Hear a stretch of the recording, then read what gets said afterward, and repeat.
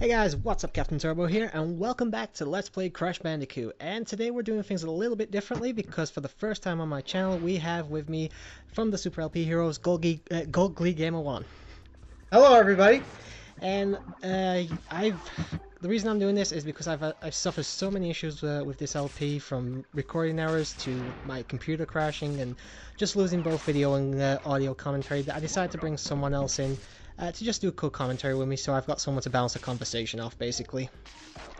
Oh, okay. And a strange place to start a co-commentary is because we're actually in the final island of the game, which is essentially the third of the game, I guess you could say. We're in the final section, and this is definitely where things begin to pick up in terms of difficulty. So yeah, guys, there are going to be a lot of save states used here, I'm sad to say. Now, Gold's never played this game, but I actually kept forgetting to ask you off screen have you actually ever seen any footage of this, or is this completely blind? I think it's completely blind. I mean, I've heard of Crash Bandicoot, but never seen one video of it. Yeah, Crash was at one point the unofficial mascot of Sony, especially the original PlayStation. Crash is essentially a very simple 3D platformer. Crash can jump, as you can see here. He can also spin into enemies, but certain enemies will kill you if you either jump or spin on them. Some of them do have to meet a certain criteria to beat them.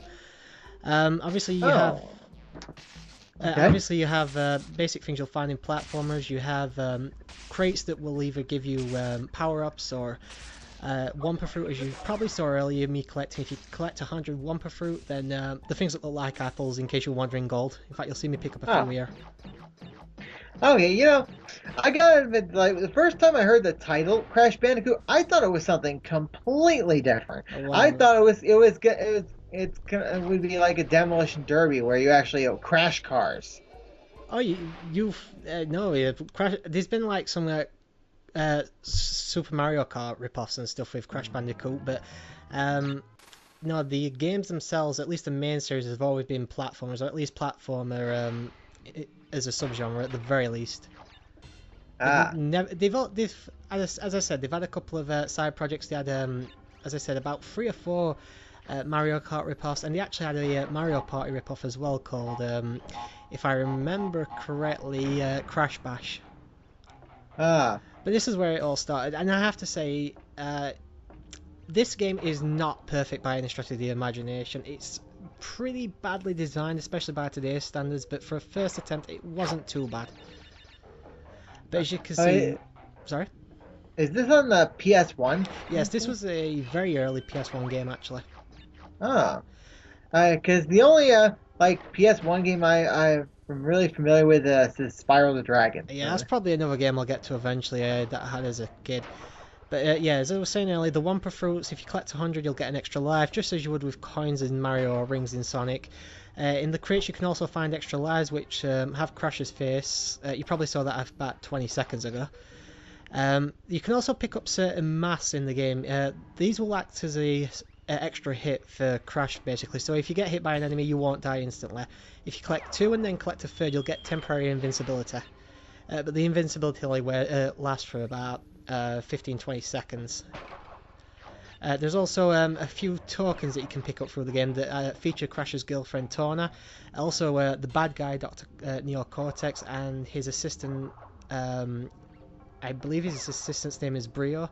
But because I'm using an emulator, the bonus stages tend to crash during the bonus stages, so I should say the emulator tends to crash during the bonus stages, which is why you won't see me do any. Wait, you're actually playing this on an emulator? Yeah. Wow. I mean, wow. Don't PlayStation emulators take up a lot of space? The emulator itself doesn't actually take up much space. It's mainly the games that take up a lot of room.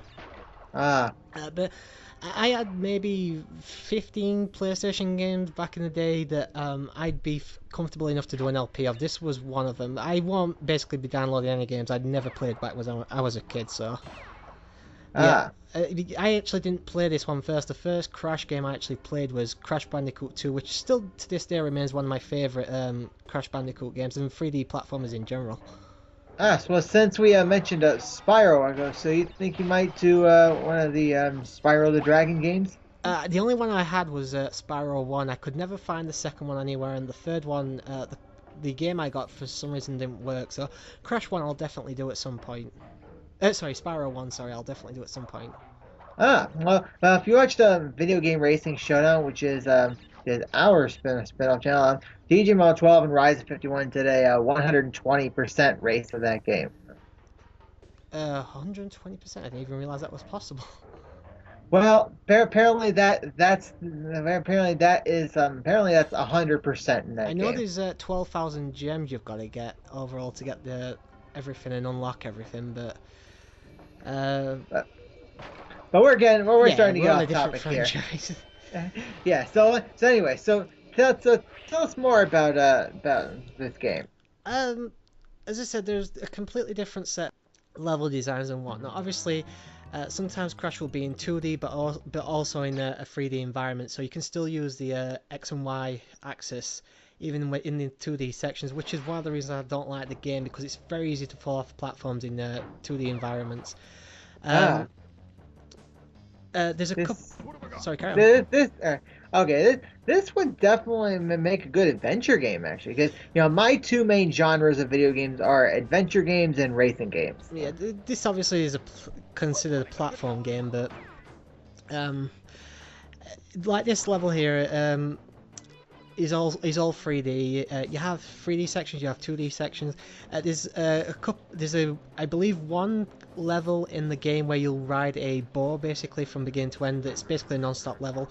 There's also a second one of that you can unlock by getting certain gems, which I'll explain more about in a minute, to gold. Um, Wow. but to be Yeah, honest, I like how this character can actually like do a somersault in the air. Can it actually do a backflip? no, it's just how he jumps basically. I have to admit, Crash is very his abilities are rather lacking, especially in Crash 1. In Crash 2 he gets a slide jump and a few other abilities that definitely help with the game. In Crash 3 he gets a lot more, and you saw another death there. And Crash 3 he has a ton of power-ups like a double jump. He can use a bazooka to open up crates and stuff further away, and you can see I'm getting myself manhandled here by all these crates. Does he ever get a triple jump? No, the triple jump never appears. You can sort of extend the double jump in a way, but it requires a certain body slam technique. But again, this is for future Crash games. Crash 1 was very lacking in terms of overall stuff. But as you can see, one of the things I love about the Crash series are the death animations. There's plenty of them in the game. They're all pretty funny, especially the first time seeing them. But you just see me getting crushed time and time again, yeah. Oh, and I see you're down to 10 lives right now. Yeah, as I said, I don't know if I mentioned. Yeah, I mentioned this at the beginning of the part. During I've had several recording attempts of this game, and every one of them has gone badly. So I essentially, at the beginning of recording this for this core commentary, I put in a password system so I could unlock pretty much everything. But the problem is using that you get whittled down to, I believe, 5 lives. Ah. And this is the first boss we'll see, at least in the core commentary, Pinstripe. This is a very easy tactic. When he shoots his gun, just hide behind some of the furniture. One of the red chairs will do. And as soon as his gun jams, you want to go over towards him and spin into him. Is it one of those bosses where it takes like 3 hits to defeat? No, you can see his life bar at the top there where it says Pinstripe Portaroo. Oh, that's what it is. Okay. Yeah. As you can see, every time I hit him, it whittles down a little bit more. Yeah. You'll probably see it in a second. There you Uh, go. It says Pinstripe popped.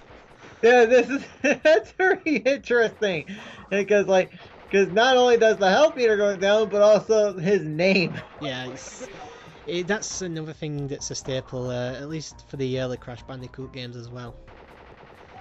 This boss is actually usually the furthest I got when I was a kid. It definitely was not easy. I always could not figure out what you were supposed to do, and it's so simple. As I said, just stay behind the furniture and wait for his gun to get jammed. Ooh, I think this could be the last hit. As it will be. And that on the right there is a portrait of the final boss and the main enemy of the game. Oh, okay. Dr. Neocortex. And that's nearly the end of part 6. It doesn't matter if this goes over gold because I can just put something else after. But thank you for joining me for this, and thank you, Gold, for taking part as well. Okay.